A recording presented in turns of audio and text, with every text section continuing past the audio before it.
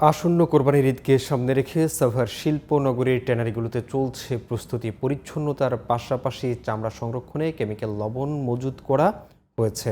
কারখানাগুলোতে প্রস্তুত করেছেন অতিরিক্ত শ্রমিক। তবে কোরবানির পশুর কাঁচা চামড়া সংরক্ষণে লোডশেডিং সহ নানা সমস্যার কথা বলছেন ট্যানারি মালিকরা। সাভার প্রতিনিধি মোহাম্মদ আজিম উদ্দিনের পাঠানো তথ্য ছবিতে বিস্তারিত জানাচ্ছেন মাহিমা হোসেন।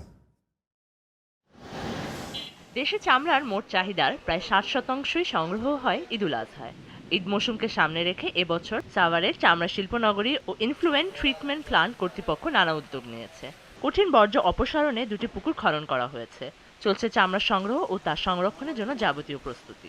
রক্তের মাল আসবে, রক্তের মাল আমরা লবণ লাগামু, সারা রাত লবণ লাগামু, পরের দিন সকালবেলা আমরা কানচিং ফালাই দেবো। রক্তের মালটা বাড়িতে আইলে আপনি গাড়িতে নামে ওটা লবণ লাগাইতে হয়। লবণের পরে আপনি এসব ড্রামে ওঠে। আমরা মেশিনগুলি সব মেরামত করতেছি। আমাদের যে টুকটাক কাজগুলি আছে এটার জন্য আমরা প্রস্তুতি নিচ্ছি। ধোয়া মোছার কাজ চলতে আছে, সব পরিষ্কার করে রাখতে আছি।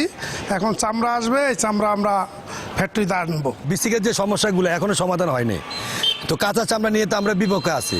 সাভারের ট্যানারিগুলোতে বিগত বছরে লোডশেডিংয়ের কারণে কাঁচা চামড়া প্রক্রিয়াজাত করতে বেগ পেতে হয়।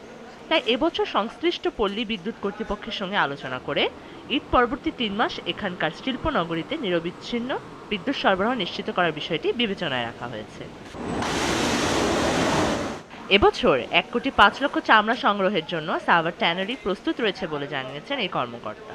এবছর চামড়া শিল্পনগরী সাভারে 142টা ট্যানারি উৎপাদনে আছে।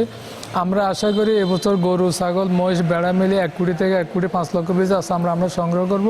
সাভার ট্যানারি শিল্পে এবার 142টি কারখানায় চামড়া সংগ্রহের প্রস্তুতি সম্পন্ন হয়েছে। ঈদের দিন ট্যানারি শ্রমিকদের কর্মব্যস্ততা বাড়বে এমনটাই আশা করছেন ট্যানারি ব্যবসায়ীরা। Mahima Hossain, GTV news.